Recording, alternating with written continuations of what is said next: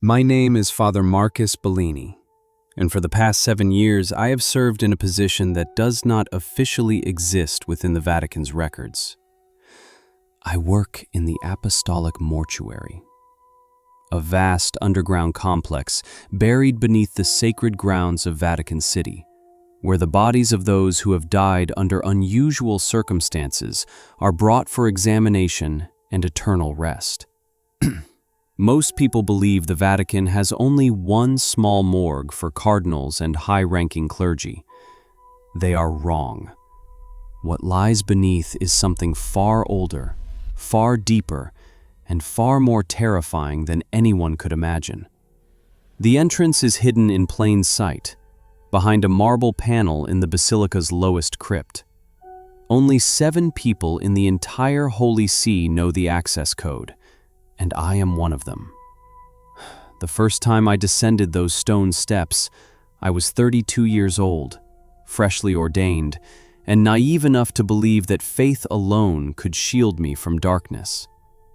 My predecessor, Father Antonio, met me at the bottom of the stairs that first night.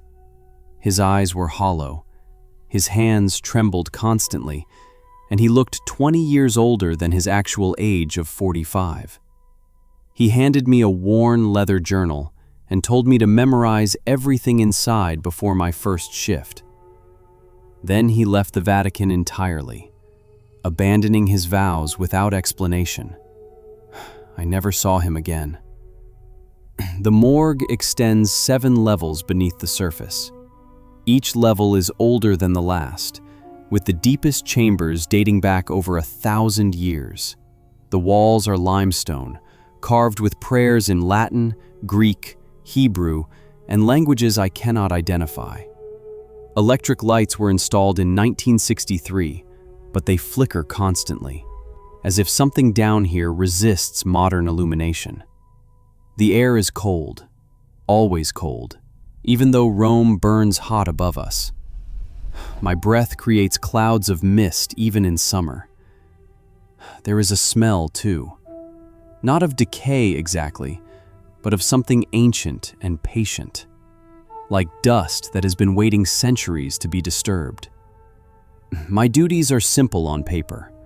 I receive the bodies, catalog them, prepare them according to specific rituals, and ensure they remain undisturbed until the Church decides their final disposition. But the reality is far more complex.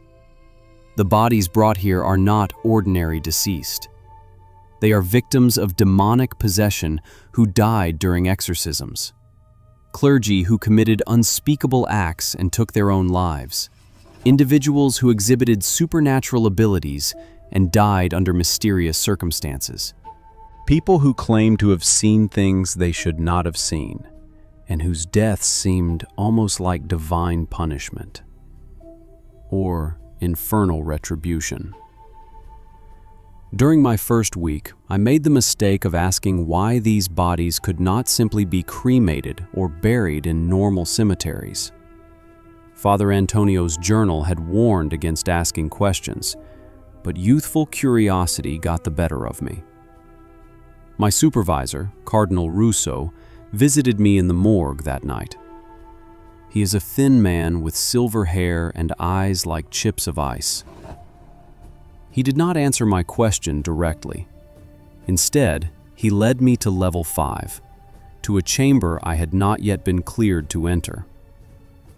Inside, there were 17 stone sarcophagi arranged in a circle. He told me that 30 years ago, the Church tried to cremate 5 bodies from this very chamber. The crematorium exploded, killing 3 workers instantly. The bodies were found intact in the rubble, completely unburned. 2 months later, every person involved in the decision to cremate them was dead. Heart attacks, strokes, accidents, all within 8 weeks. The bodies were returned here, and no one has attempted to destroy them since. That night, Cardinal Russo gave me the same warning Father Antonio had written in the journal. There are 6 rules that govern the mortuary. They are not written in any official church document. They are not discussed in meetings or recorded in any archive. But they are absolute. Breaking even one of them has consequences that extend far beyond mere death.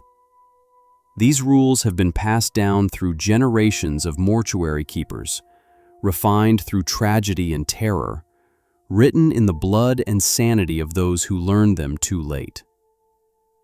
The first rule is the most fundamental. Never enter the morgue alone between the hours of 3 and 4 in the morning. This is the hour when the veil is thinnest, when things that should remain dormant sometimes wake. I learned why this rule exists during my second month. I had been cataloging remains until nearly 3, lost in paperwork, when I realized the time. I immediately gathered my things to leave, but as I reached the elevator, I heard something that made my blood freeze. Footsteps. Slow, deliberate footsteps echoing from deeper in the complex, from level 6. But I was supposed to be alone. No one else was scheduled for night duty. I should have left immediately. Instead, I stood paralyzed, listening. The footsteps grew louder, closer, ascending from the depths. Then I heard breathing, wet and ragged, like someone drowning on dry land. The lights began to flicker in sequence, darkness spreading toward me from the lower levels like a living thing. I ran. I slammed my hand on the elevator button and retreated into the metal cage as those footsteps reached level 3, then level 2. The elevator doors closed just as I saw something round the corner. I only glimpsed it for a fraction of a second, but that image burned itself into my mind. It was shaped like a person, but its proportions were wrong. Arms too long, head tilted at an impossible angle. Its eyes reflected the fluorescent light like an animal's, and its mouth hung open in a silent scream. The elevator carried me up, and I burst out into the crypt above, gasping, my heart hammering against my ribs. I did not return to the morgue until the next evening, and when I did, I found a message scratched into the frost that had formed on my desk. 3 words in shaking letters. You were warned. I never violated that rule again, and I never told anyone what I saw. Some knowledge is too dangerous to share.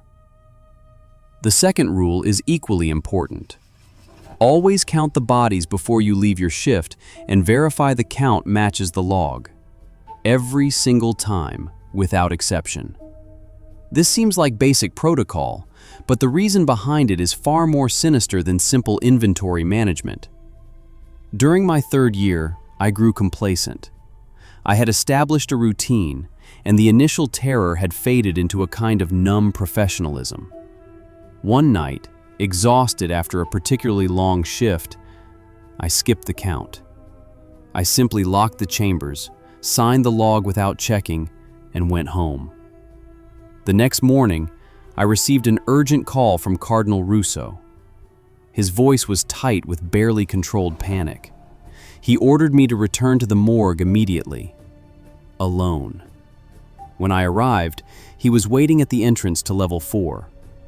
He asked me if I had noticed anything unusual the previous night. I told him no, though guilt gnawed at me for skipping the count. He then led me into chamber 47.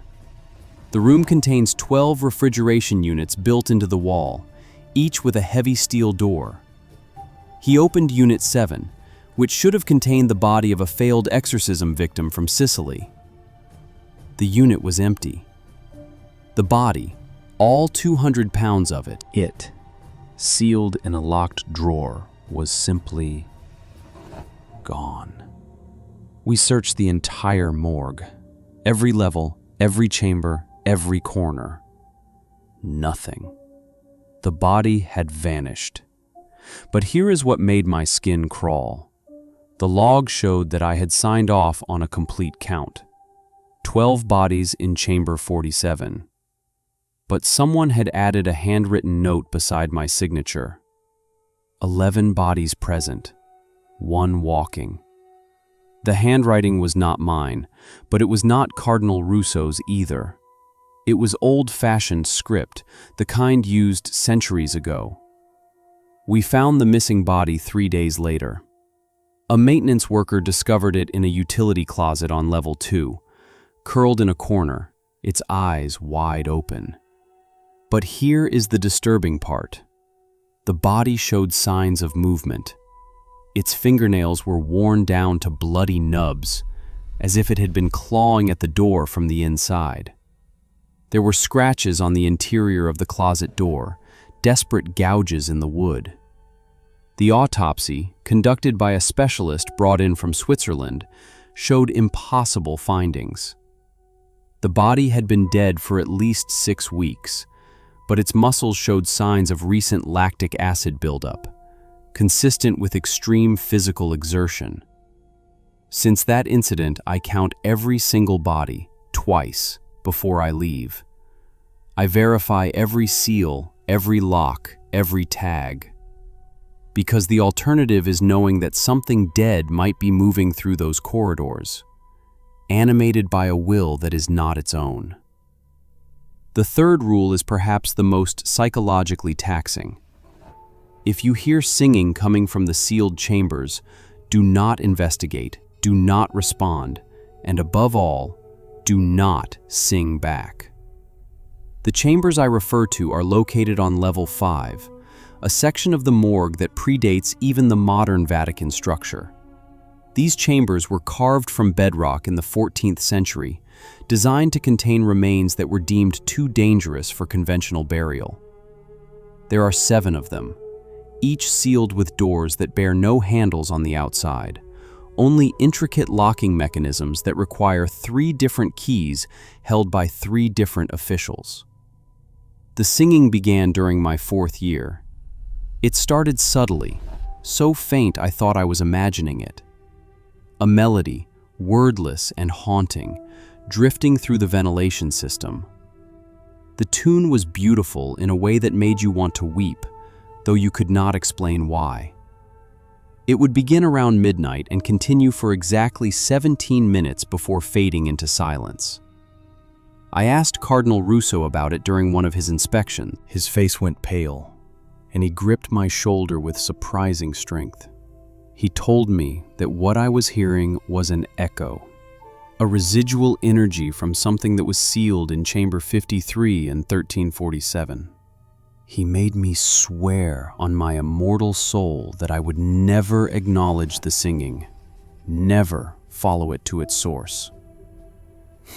But curiosity is a poison that works slowly. After 6 months of hearing that melody night after night, my resistance began to crumble. I convinced myself that I just needed to see, just needed to know what could produce such an achingly beautiful sound from behind tons of rock and steel. One night, when the singing began, I found myself walking toward level 5. My rational mind screamed at me to stop, but my feet kept moving, drawn by that melody like iron to a magnet. I stood before chamber 53. The door was ancient, reinforced with bands of iron inscribed with Latin prayers. The singing was louder here, so clear it seemed to vibrate in my bones. Then the melody changed.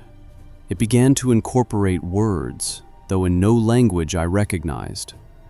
And the voice, which had been singular and ethereal, began to multiply. 2 voices, then 5, then dozens, all singing in perfect, impossible harmony. I felt my lips beginning to move, felt the urge to join that chorus rising in my throat like vomit. I ran. I fled back to level 2 and locked myself in the administrative office, stuffing tissue in my ears, humming every song I could remember to drown out the echo of that melody in my mind. When Cardinal Russo arrived the next morning for an unscheduled inspection, he found me there, rocking in my chair, tears streaming down my face. He did not ask what happened. He simply looked at me with profound sadness and said that I was lucky. Lucky, because others had not been strong enough to resist. He told me about my predecessor, Father Marco, who had worked in the morgue for 12 years before succumbing to the singing. They found him 3 days after he disappeared, standing in front of Chamber 53, his throat torn and bloody. He had been singing until his vocal cords ruptured, until blood filled his lungs, singing even as he drowned in his own fluids. And according to the guards who found him, for just a moment before he collapsed, dozens of voices from inside the sealed chamber had been singing with him. The fourth rule is brutally simple but impossibly difficult to follow. If you see a door that should not be there, do not open it. Do not touch it. Do not acknowledge it in any way. Report it immediately and evacuate the level. The morgue's architecture is fixed, mapped, documented in exhaustive detail. Every door, every corridor, every chamber is accounted for. Except sometimes they are not. The doors appear without warning. You will turn a corner you have walked 1,000 times, and there it will be. A door in a wall that was solid yesterday. They are always different, sometimes modern, sometimes ancient, sometimes just a hole in the stone that seems to lead into absolute darkness. Father Benedetto, the archivist who trains new morgue keepers, explained to me that these are called threshold manifestations. They are weak points in reality, places where something else is trying to push through into our world. I encountered my first threshold door during my 5th year. I was conducting routine maintenance checks on level 3 when I noticed it at the end of a corridor I had walked down just an hour before. It was a red door, bright crimson, completely out of place among the gray stone and steel. It looked like a door you might find in a suburban home, complete with a brass knocker shaped like a lion's head. I stopped immediately, my training overriding my curiosity. I backed away slowly, not taking my eyes off it, and called Cardinal Russo. He arrived with 2 other priests within 15 minutes. They cordoned off the corridor and began a cleansing ritual, chanting in Latin, sprinkling holy water in a wide perimeter around the door. I watched from behind the barrier as they worked, and I watched as the door began to change. The red paint started to blister and peel, revealing something underneath. Not wood, but something that looked disturbingly organic, like flesh stretched over bone. The brass knocker began to move, slowly rising and falling, as if someone on the other side was gently knocking, asking to be let in. The ritual took 4 hours. By the end, all 3 priests were exhausted, their vestments soaked with sweat despite the morgue's chill. But the door was gone. The wall once again solid stone. Cardinal Russo told me that I had done exactly right by not approaching it. He showed me a file, one of many kept in a locked cabinet in his office. It documented an incident from 1978 when a young priest named Father Giulio had opened a threshold door he found on level 6. The report was heavily redacted, but what remained was nightmarish. Father Giulio had vanished into whatever lay beyond the door.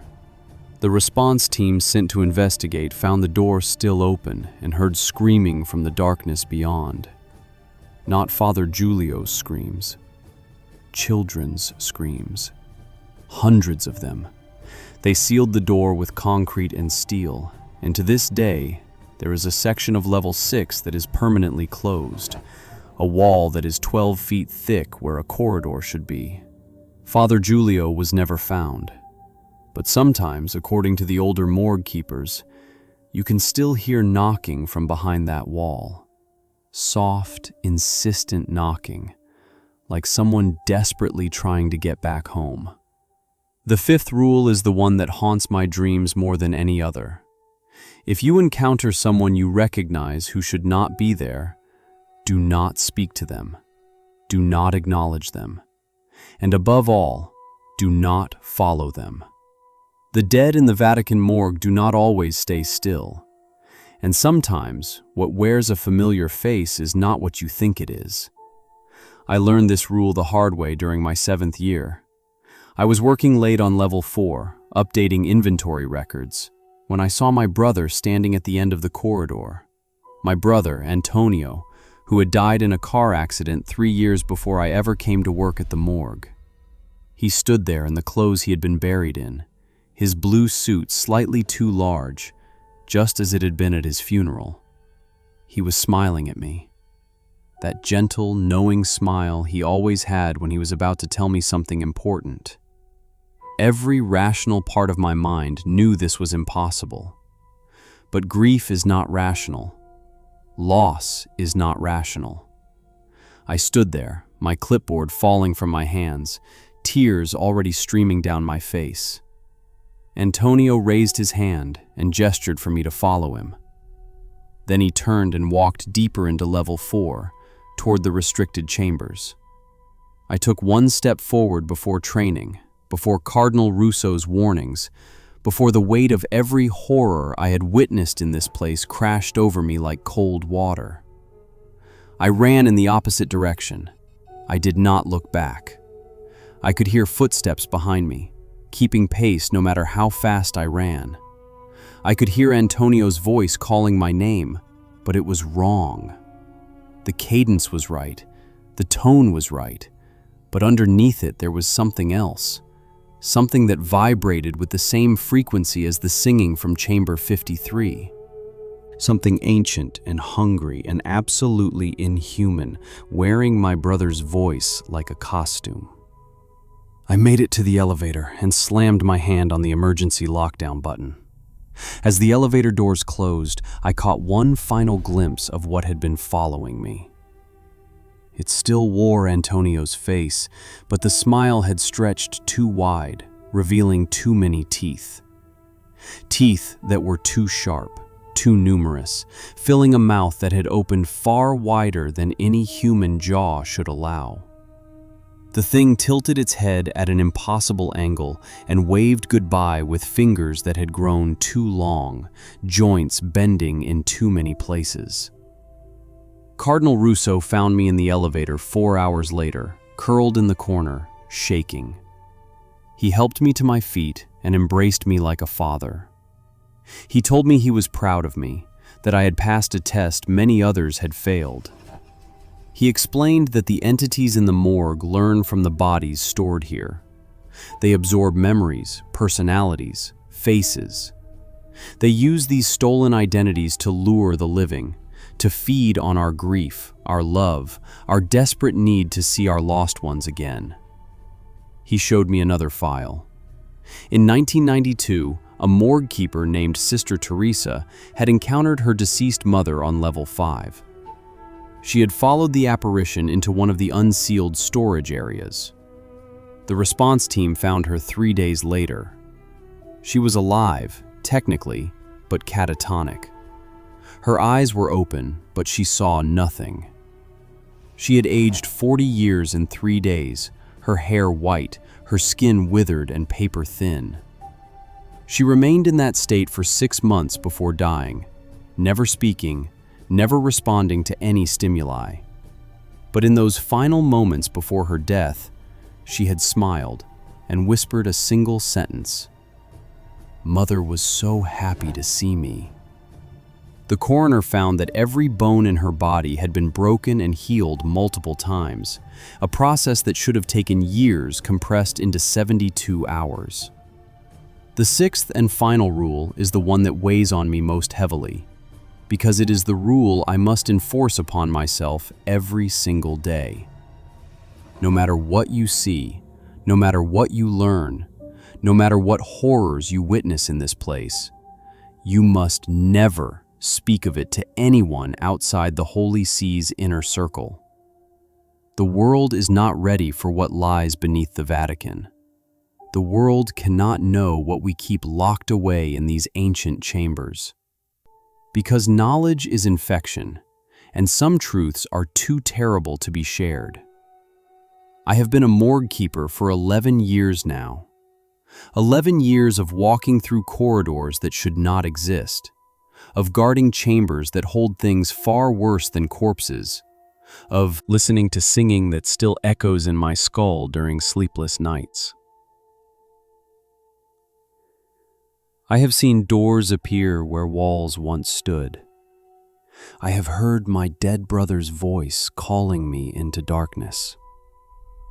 I have watched shadows move against the light and felt the presence of things that predate Christianity, predate Rome, predate humanity itself. The Vatican's underground morgue is not just a storage facility for the dead. It is a prison, a seal, a barrier between our world and something vast and hungry that presses against reality like a hand against glass, searching for cracks, for weaknesses, for any opportunity to push through.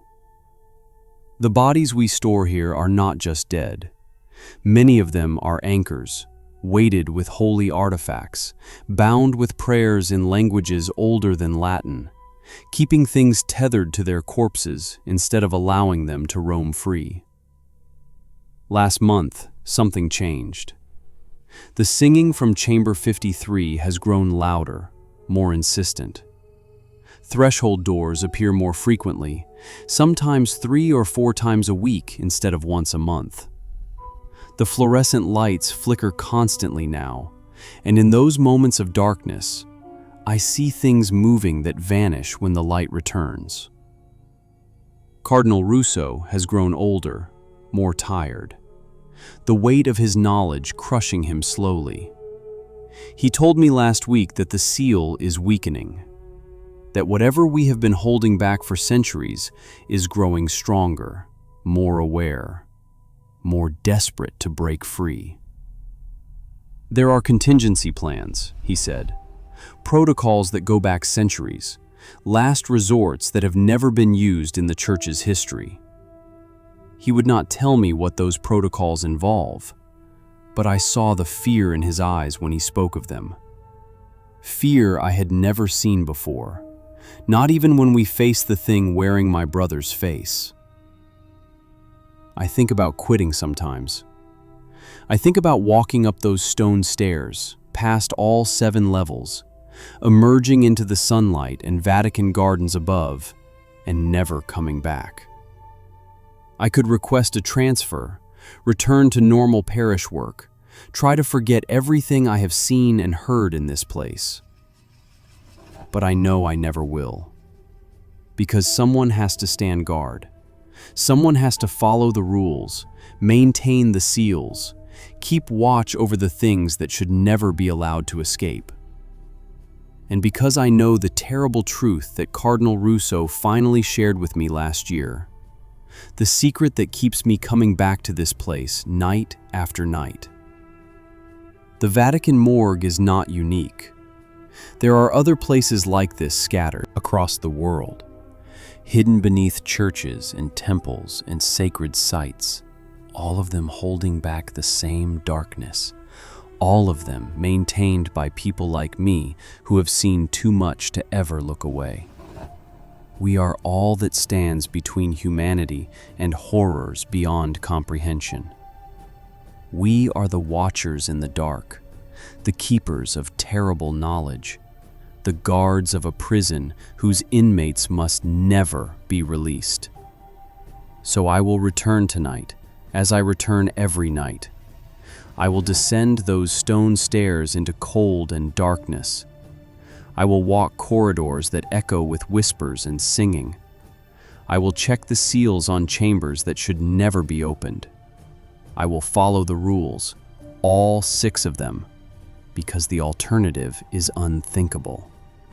And I will pray that the seals hold, that the barriers remain strong, that whatever lies in Chamber 53 stays locked away for another night, another year, another century. Because if they fail, if the seals break, if the things we keep imprisoned ever escape into the world above, then God help us all. The Vatican knows this, the Church knows this, and now so do you. If you work in a place like this, if you are ever called to serve in a morgue or archive or library that seems just a little too cold, a little too dark, a little too old, remember these rules. Follow them without question, because the dead are not always dead, the walls do not always hold, and some doors should never, ever be opened. I am a keeper of the Vatican's underground morgue. This is my burden, my duty, my terrible purpose. And every night when I descend into the darkness, I wonder if this will be the night I fail to follow the rules, the night something finally breaks free, the night the singing stops, not because it has ended, but because whatever has been singing has finally gotten what it wants. May God protect us from what we protect the world from, and may you never have to learn these rules the way I did. Because once you know, once you have seen what lies beneath the holy places of this world, you can never unknow it. The darkness becomes a part of you, and you become a part of the darkness, standing watch in the space between life and death, between this world and the terrible things that want so desperately to cross over. This is my confession. This is my warning. Remember the rules. Follow them always. And pray you never find yourself standing in a cold corridor beneath the earth, listening to something sing in a language older than human speech, calling your name in the voice of someone you loved and lost. Because if you do, you will finally understand why some truths are meant to stay buried, locked away in darkness, guarded by those willing to sacrifice everything to keep them hidden. God forgive us for what we know, and may He grant us strength to keep these secrets until the world itself ends. Amen.